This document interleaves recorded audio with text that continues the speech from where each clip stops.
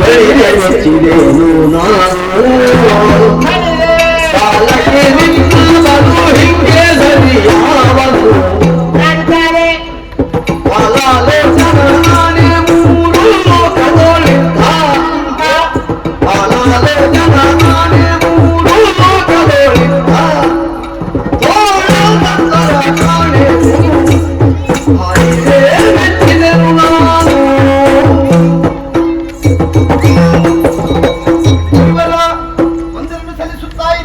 ಶೀಘ್ರವೇವ ಕಲ್ಯಾಣ ಪ್ರಾಪ್ತಿರಸ್ತು. ಸರಿಸಬೇಕು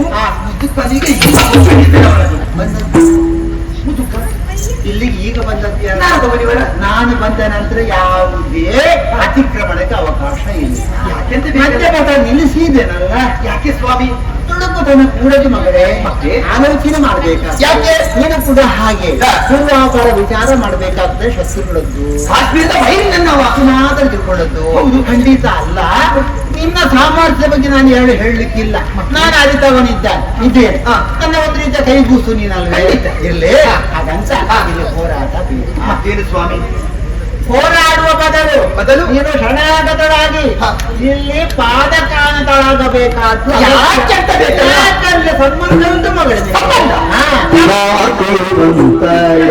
ನಿನ್ನನು ಪಾದಿಸಿದಂತ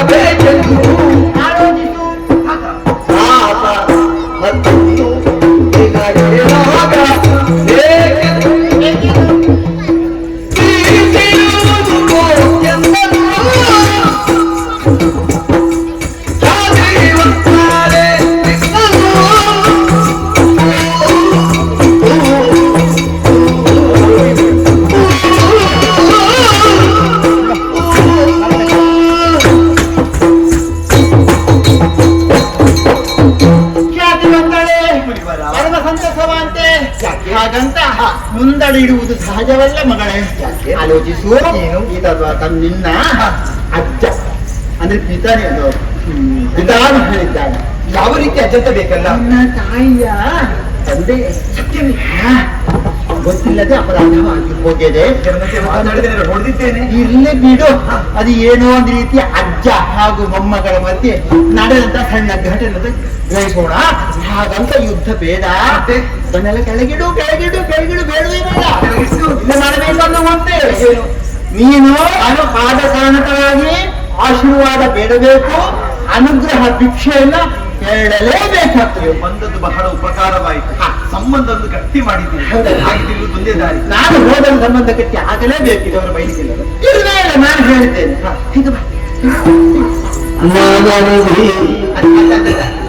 ಮಾನವಿಧಿ ಕೇಳ್ತಿಳಿಯದ ಪರಾಧ ಸಗಿದೆನು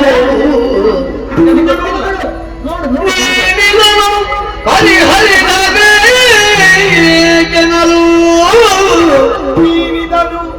ನೀನಿದನು ಪರಿಹರಿಸಬೇಕೆನಲು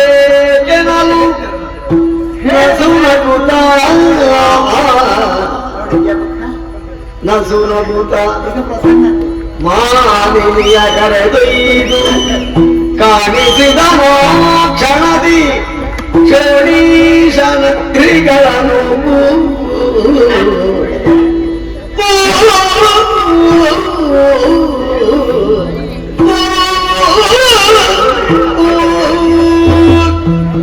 ನೀನು ಕೆಕ್ಕರಿಸಿ ನೋಡಿದ್ರೆ ಭಯಭೀತನಾಗಿದ್ದಾರೆ. ಈಗ ಯಾವಾಗ ನಾನು ವಿಚಾರ ತಿಳಿಸಿದ ನಂತರ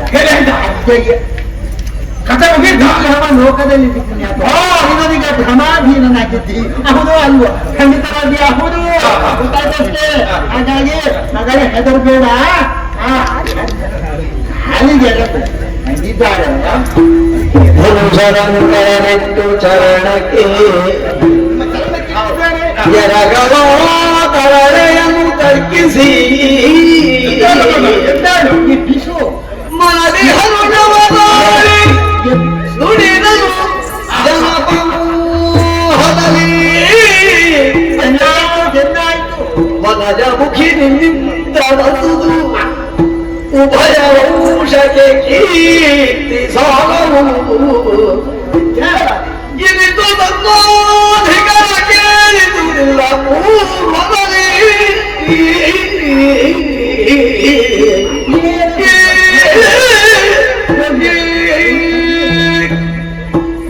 ಸಂತೋಷವಾಯ್ತು. ನನ್ನ ತಪ್ಪಾಯಿತು.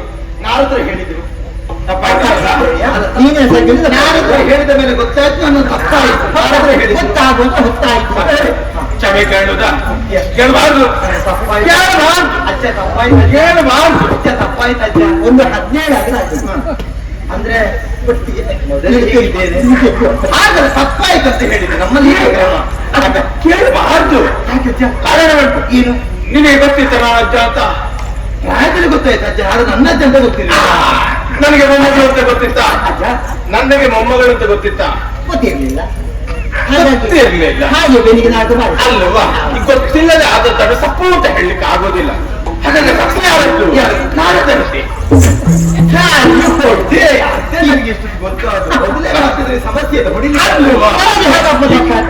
ನೀವು ಹೇಳಿದ ಮೇಲೆ ನಮ್ಗೆ ಗೊತ್ತಾಗ್ತು. ಅದರ ಅರ್ಥ ನಿಮಗೆ ಮೊದಲೇ ಗೊತ್ತಿತ್ತಾ ಇಲ್ವಾ? ಹಾಗೆ ಕೇಳಿಸಿದ್ರೆ ಸಂಭಾವಿಸಿ ನನಗೆ ಹಾಗೆ ಗೊತ್ತು. ಅಯ್ಯೋ, ನಾರದರು ಒಂದು ವೇಳೆ ಮನಸ್ಸು ಮಾಡ್ತಿದ್ರೆ ಇಷ್ಟೆಲ್ಲ ಆಗ್ತಿತ್ತ?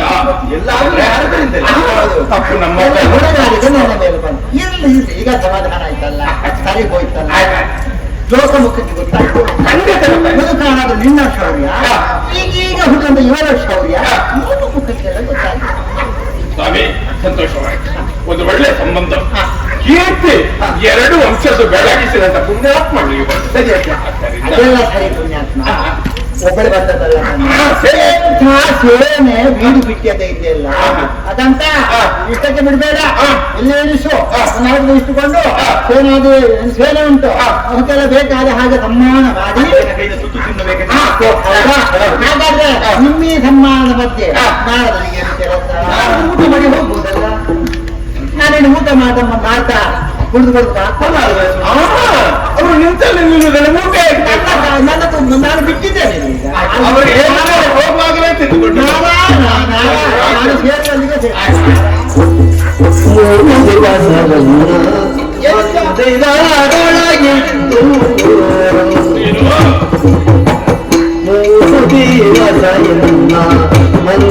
ಮಂದಿರದೊಳಗಿತ್ತು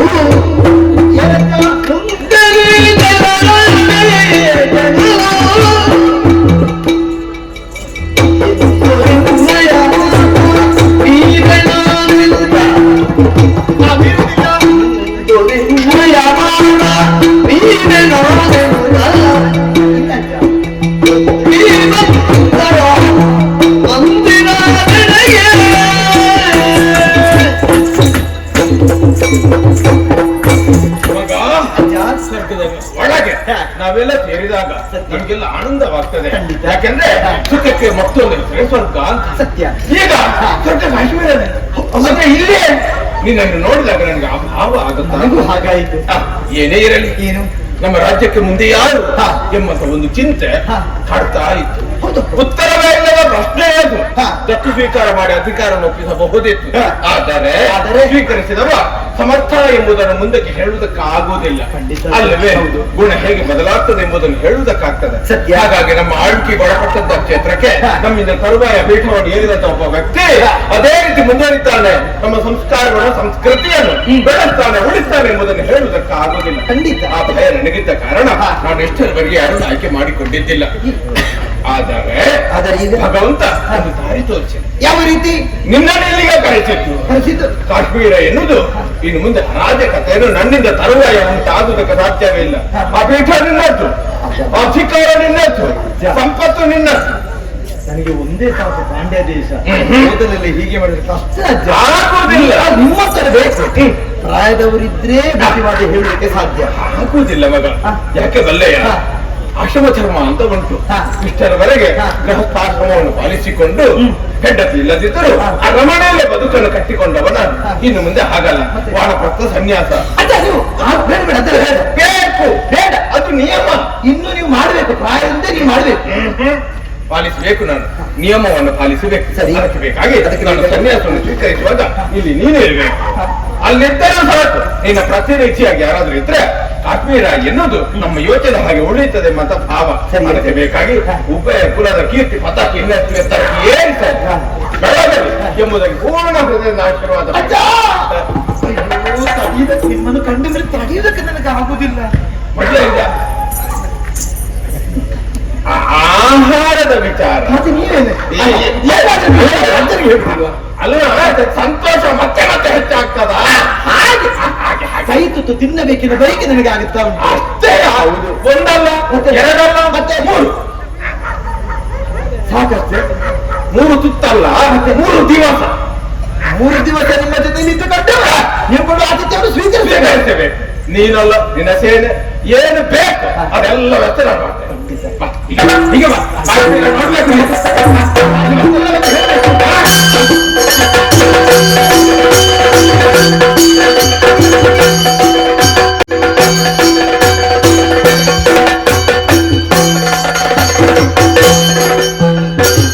ಬಾಲೆ ಕಂಡಳು ಬಾಲಭಾಸ್ಕರ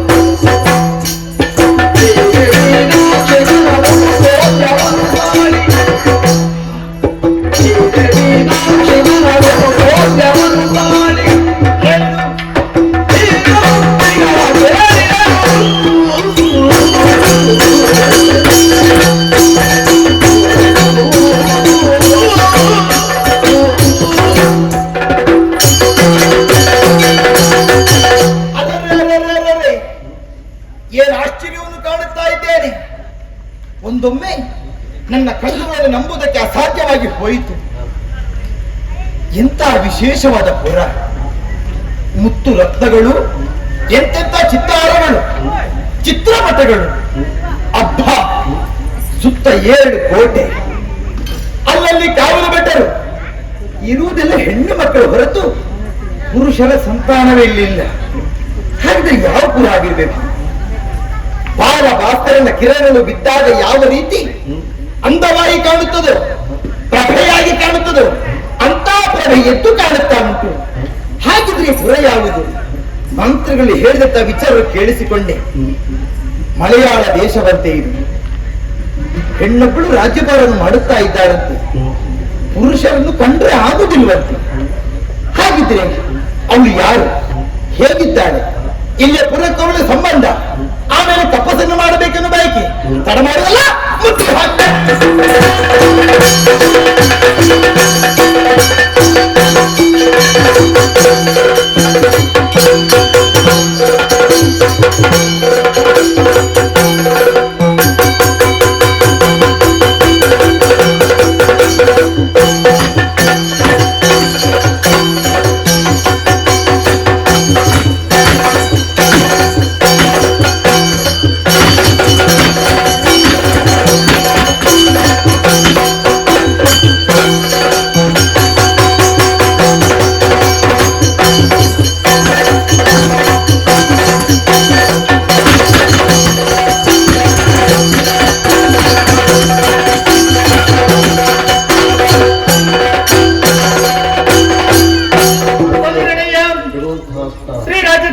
ಆಲಿಸಬಲ್ಲರಿ. ಪದ್ಮಗಂಧಿ ಹೇಗೆ ನಾನೇ ಸರಿ ಹೊರಟು ಬಂದಿರೋ ಕಾರ್ಯಕ್ರಮ ಹೊರಮಾಡಿದೆ.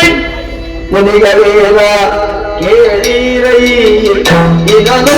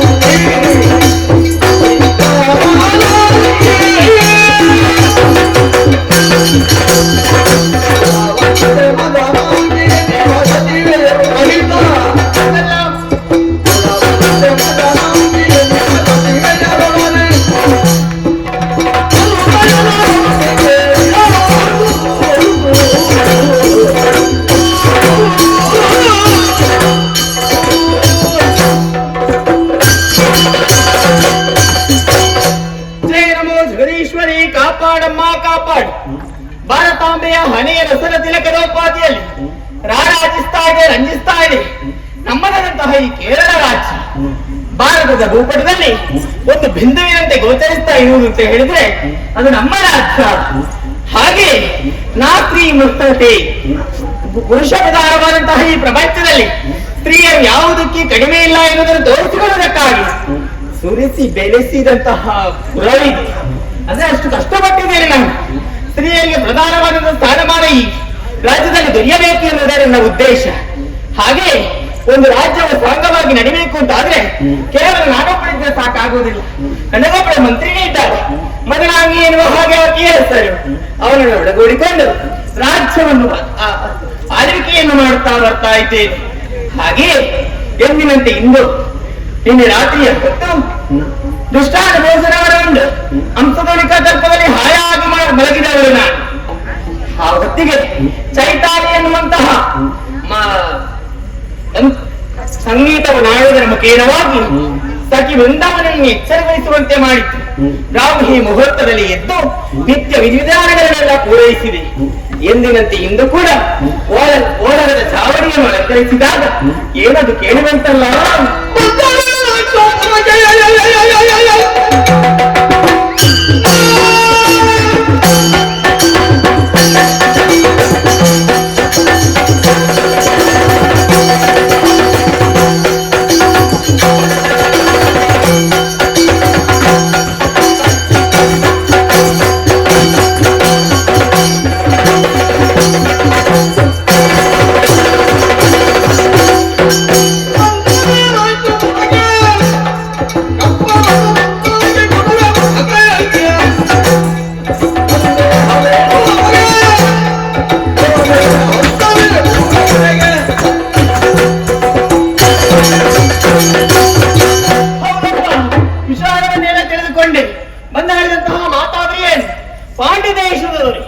ಆಳ್ತಿರುವವಳು ನನ್ನ ಹಾಗೆ ಹೆಣ್ಣೊಬ್ಬಳು ಮೀನಾಕ್ಷಿ ಎನ್ನುವ ಅವಳಂತೆ. ದಿಗ್ವಿಜಯದ ಪರಿಣಾಮವಾಗಿ ಹಲವು ರಾಜ್ಯಗಳಿಗೆ ಸಂದರ್ಶನವನ್ನು ಕೊಟ್ಟಿದ್ದಾವಂತೆ. ಎಲ್ಲರಲ್ಲಿ ಕಪ್ಪಗಳನ್ನು ಸಂಗ್ರಹವನ್ನು ಮಾಡುತ್ತಾ ಮುಂದುವರಿಯುತ್ತಾ ಬಂದು ಸೇರಿದ್ದೆ ನಮ್ಮ ಈ ಪುರಕ್ಕೆ. ಹಾಗಿದ್ರೆ ಬಂದವರು ಯಾರೇ ಇರಲಿ ಏನೇ ಇರಲಿ ಅವರನ್ನು ವಿಚಾರಿಸಬೇಕು. ನಾನೊತ್ತರೆ ಹೋಗುವುದಲ್ಲ. ಎಲ್ಲ ಮಗನಾಗಿ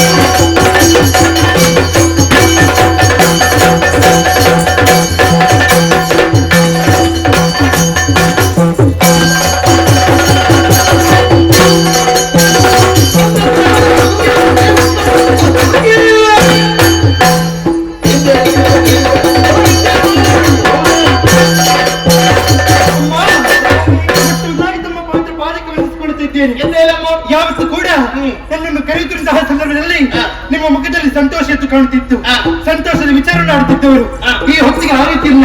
ಮುಖವನ್ನು ನೋಡಿದಾಗ ಸಿಟ್ಟಾವರಿಸಿಕೊಂಡಿದೆ. ನಮ್ಮಂತಹ ಕೇರಳ ರಾಜ್ಯಕ್ಕೆ ಯಾರಿಂದ ಕಷ್ಟ ಬಂತು, ಏನು ವಿಚಾರ ತಿಳಿಸುತ್ತಾ ಇದೆ.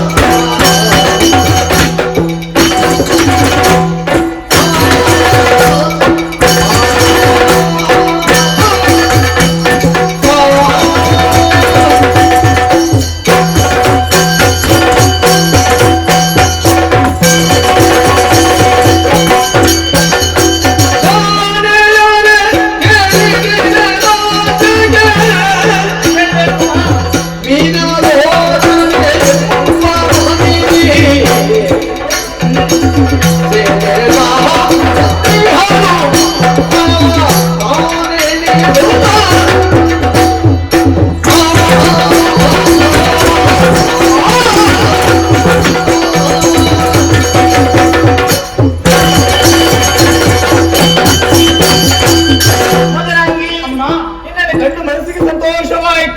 ಬಂದಾಡಿದಂತಹ ಮಾತಾಡಿ ಏನು ಈ ರೀತಿಯಾಗಿ ಸಿಟ್ಟು ಬರುವುದಕ್ಕೆ ಕಾರಣವೇನು? ನಿಜ, ಇದುವರೆಗೆ ಪುರುಷರ ಪ್ರವೇಶ ಆಗ್ತದೋ ಎನ್ನುವಂತಹ ಸಂಶೋಧನೆ ನಾವಿದ್ದವರು. ಹೌದು, ಆದ್ರೆ ಇವಾಗ ಆಗಲ್ಲ. ಮತ್ತೇನು? ನಮ್ಮ ಹಾಗೆ ಒಂದು ಸ್ತ್ರೀ ಸೇನೆ ಬಂದಿದೆ. ಹೌದೇ? ಅಂದ್ರೆ ಒಬ್ಬಳೆ ಬಂದದ್ದು. ಯಾರು? ಮೀನಾಕ್ಷಿ ಅಂತೆ, ಪಾಂಡ್ಯ ದೇಶದವಳು. ದಿಗ್ವಿಜಯಕ್ಕಾಗಿ ಹಲವು ರಾಜ್ಯಗಳ ಸಂಚಾರವನ್ನು ಮಾಡಿದಂತೆ. ತಿರುಗಾಟ ಮಾಡಿ ಮಾಡಿ ಬಂದು ಸೇರಿದ್ದೆ ನಮ್ಮ ರಾಜ್ಯಕ್ಕೆ. ಹಾಗಂತ ಬಂದವನು ಎದುರಿಸಬೇಕು ಬೇಡ? ಹೌದು. ಏನು ನಿನ್ನ ಅಭಿಪ್ರಾಯ?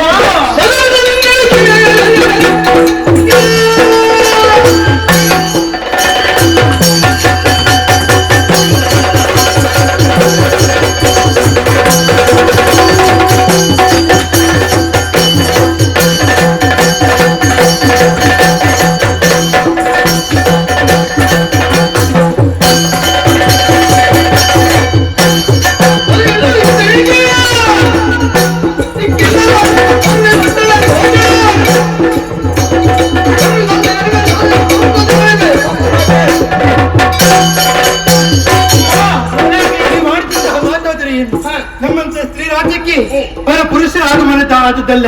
ಹೆಣ್ಣೊಬ್ಬಳು ಬಂದಿದ್ದನ್ನು ವಿಚಾರ ಹೇಳಿದಾಗ ಸಿಟ್ಟು ಆವರಿಸ್ತಾ ಉಂಟು. ಹಾಗಾಗಿ ಅವರೊಡನೆ ಯುದ್ಧವನ್ನು ಮಾಡೋದಕ್ಕೆ ನೀವು ಹೋಗುದಲ್ಲ, ಆಶೀರ್ವಾದ ಮಾಡಿದಿಂದಾದ್ರೆ ನಾನು ಹೇಳ್ತೇನೆ ಮಾಡುವುದಲ್ಲ. ಸೇರಿಕೊಂಡು ಮುಂದುವರಿಯುವ.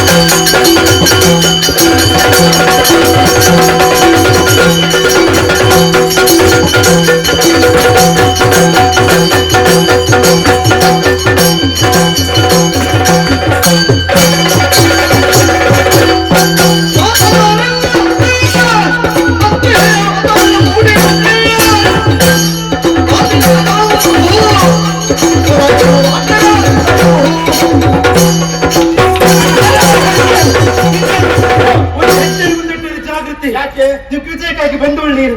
ಇಷ್ಟರವರೆಗೆ ಹೆಣ್ಣು ಮಕ್ಕಳೊಡನೆ ಯುದ್ಧ ಮಾಡಿದವಳು ನಾವಲ್ಲ, ಪರ ಪುರುಷರೊಡನೆ ಆದ್ರೂ ಯುದ್ಧ ಮಾಡಿ ಅವರನ್ನು ಸೋಲಿಸಬಹುದು. ಆದ್ರೆ ಹೆಣ್ಣು ಮಕ್ಕಳಿಗೆ ನೀತಿ ಮಾತನ್ನು ಹೇಳಿದರೆ ನಮ್ಮ ಮಾತನ್ನು ಕೇಳುತ್ತಾರೆ. ಹಾಗಾಗಿ ನೀನು ಇಲ್ಲಿ ಉಳಿಯುವುದಲ್ಲ, ನಮ್ಮಂತ ಶ್ರೀರಾಜ್ಯಕ್ಕೆ ಬರಬೇಕು. ಅಂದ್ರೆ ನಾವು ಕೂಡ ಹೆಣ್ಣಲ್ಲವೇ? ಜೊತೆಯಲ್ಲಿ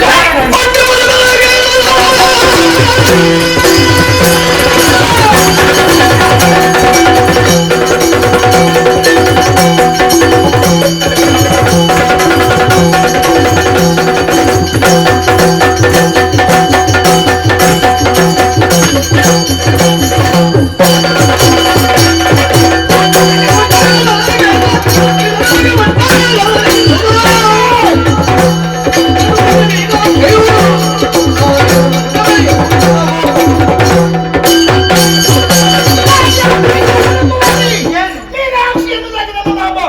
ನಾನು ಬಂದ ಉದ್ದೇಶವೇ ಕಪ್ಪ ಸಂಗ್ರಹ ಮಾಡುವುದಕ್ಕಾಗಿ. ಸಾಮರ್ಥ್ಯ ಬಿಟ್ಟ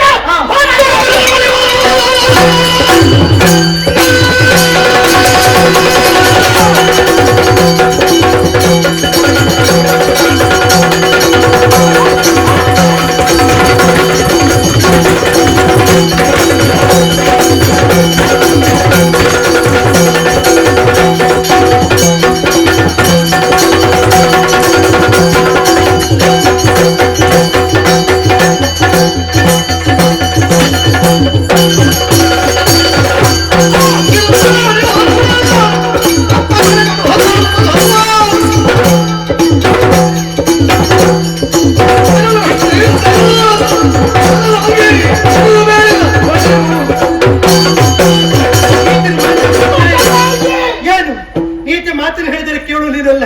ನಿನಗೆ ಶಕ್ತಿಯೇನು ಸಾಮರ್ಥ್ಯ ತೋರಿಸ್ತೇನೆ.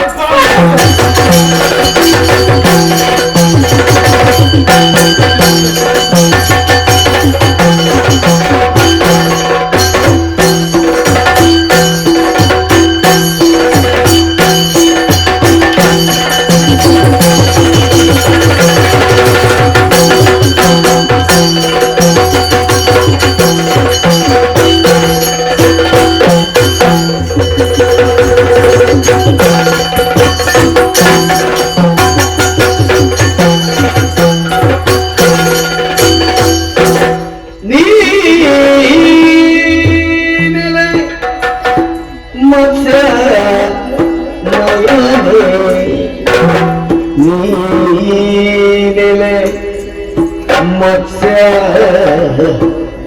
ನಯನೇ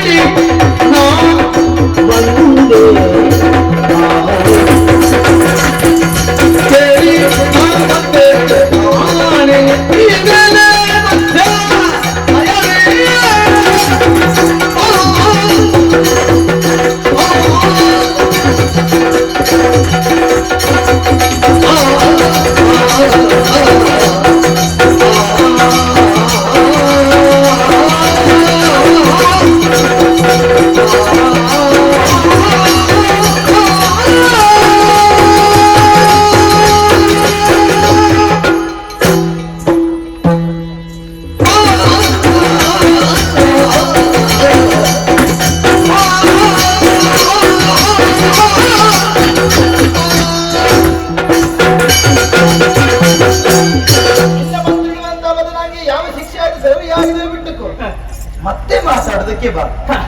ಬಂದವರಿಗೆ ಶಿಕ್ಷೆ ಆಗಿದೆ ನಿಮಗೆ ಗೊತ್ತಂತ ನನಗೆ ಹೊಸತಲ್ಲ ಇದೆಯಲ್ಲ. ಅಂದ್ರೆ ಯಾವತ್ತು ಬೆಟ್ಟು ತಿನ್ಸ್ತಾ ಇರೋದ ನೀವು?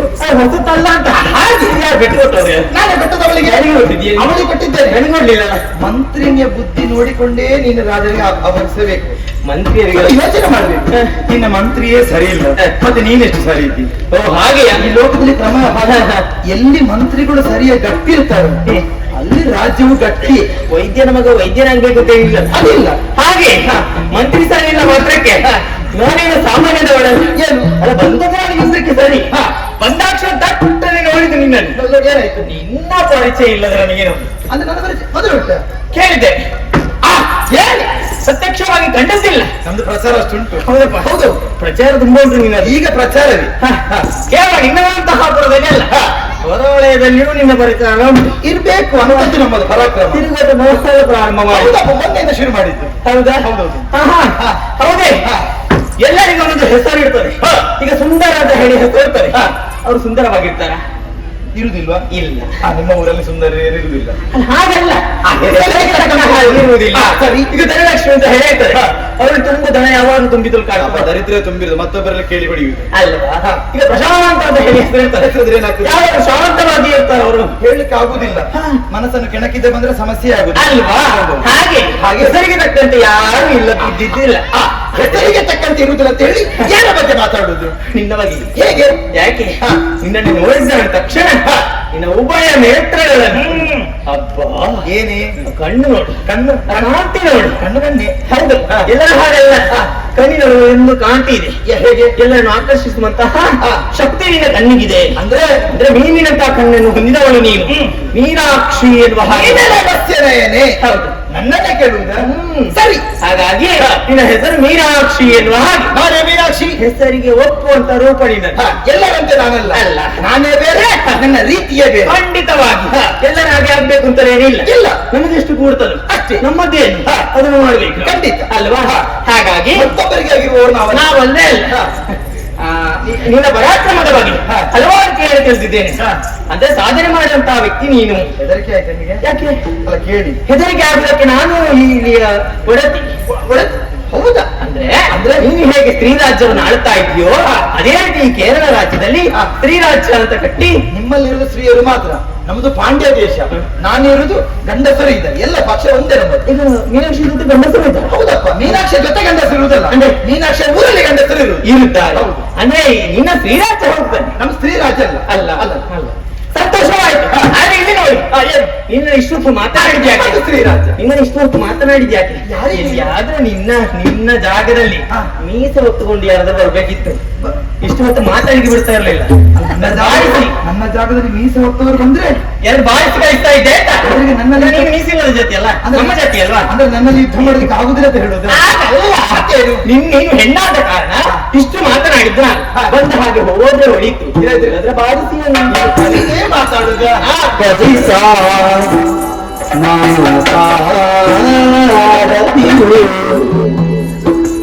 ಕಲಿತ ಮಾತಾಡದಿರು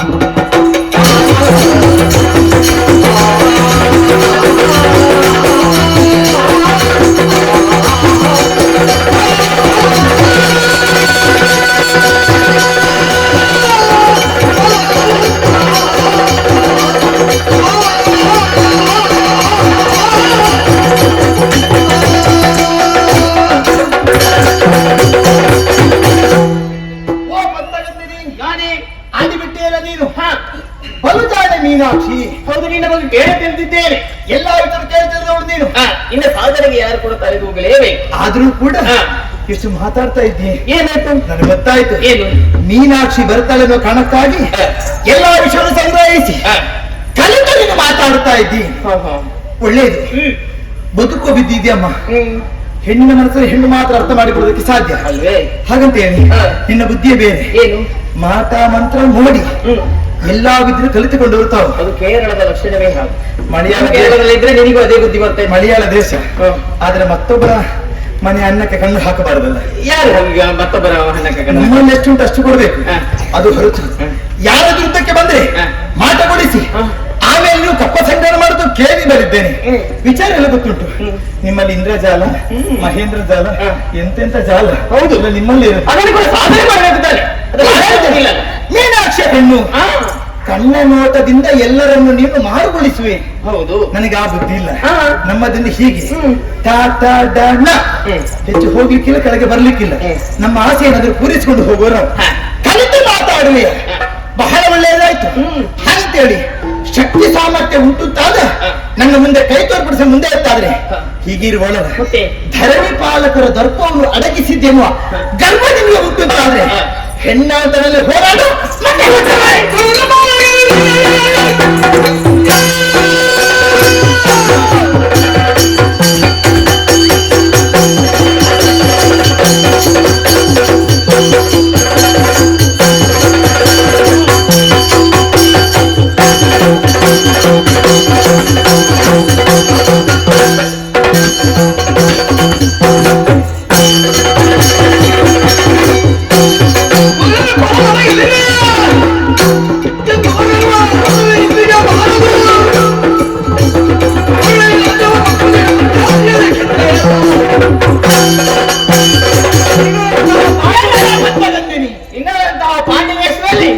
ಎಲ್ಲರನ್ನು ಮರಳುಗೊಳಿಸಿ ನೀನು ಹೇಗೆ ಹಾಗೆ ತಕಾತ ಕುಣಿಸ್ತಾ ಇದ್ದಿ. ಮರಳುಗೊಳಿಸಿ ತಕಾತಕ ಕುಣಿಸುವಳು ನಾನಲ್ಲ. ಮರಳು ಹಿಡಿಸಿದ ಬೇಕಿದ್ರೆ ಯುದ್ಧವನ್ನು ಮಾಡಿ ಅಲ್ವಾ? ನಿನ್ನ ಹಾಗೆ ಇಂದ್ರಜಾಲ ಮಾಡಿ ನಾನು ಮರಳುಗೊಳಿಸಿ ಹಾಗಂತ ಮತ್ತೆ ನಿನ್ನ ಕಣ್ಣನ್ನು ನೋಡಿದ ಪುರುಷರೆಲ್ಲ ಮಾರಿಸೋತು ಅವರು ಯುದ್ಧ ಮಾಡುವನೇ ಸಾಧ್ಯರಾಗಿ ಕಣ್ಣು ಬಿಡಿಸುವಳು ನಾನಲ್ಲ. ನಿನ್ನ ಕಣ್ಣನ್ನೆಲ್ಲ ನಾನು ನೋಡುವುದಕ್ಕೆ ಬರುವುದವಳಲ್ಲ. ನಾನು ಕೂಡ ನಿನ್ನ ಹಾಗೆ ಹೆಣ್ಣು ಬಂದವರನ್ನು ಎದುರಿಸುವುದಕ್ಕೆ ಬಂದವಳು ಅಲ್ಲ. ಹೆಣ್ಣು ಗೊತ್ತು ಮತ್ತೇನುಂಟು ಅಲ್ಲ. ಹಾಗಲ್ಲ, ಮತ್ತೇನು? ಇದುವರೆಗೆ ಯುದ್ಧ ಮಾಡಿದ ಯಾರು? ನೀನಲ್ಲಿ ಪುರುಷರಲ್ವಾ? ಗಂಡಸರು ಯುದ್ಧ ಮಾಡುವಾಗ ಇನ್ನೇನು ಯುದ್ಧ ಮಾಡ್ತಾರೆ ನೋಡ್ಕೊಂಡು ಬರ್ದೊತ್ತಿಗೆ ಇವಳು ಕಣ್ಣಿಗೆ ಮೊರಳಗ ಮೊಬೈಲ್ ಮಾಡಿದ್ದೆಲ್ಲ ಯಾರು ಹೇಳಿದ್ರು ನೀನು ಮಾಡಿದ್ದದ್ದು ಅಂತ ನಾನು ನಿನಗೆ ಹೇಗುತ್ತು. ಅಲ್ಲ, ಪುರುಷರು ಸೋಲುವುದು ಹೆಣ್ಣಿನ ಕಣ್ಣಿನ ನೋಟಕ್ಕೆ ಎಷ್ಟು ಬಂದ್ರೆ ಸೋತದ್ದು ಕಣ್ಣ ನೋಟಕ್ಕಲ್ಲ, ಯುದ್ಧವನ್ನು ಮಾಡಿ ಶಕ್ತಿ ಸಾಮರ್ಥ್ಯ ಕಂಡು ಮಾಡಬಹುದು. ಹಾಗಂತ ಅವರನ್ನೆಲ್ಲ ಸೋಲಿಸುವುದೇ ಅನ್ನೋದು ದರ್ಪದಿಂದ ಮುಂದುವರಿದೆ ಅಂತಾರೆ. ಕೈ ಕಾಲು ನೀನೆಂತ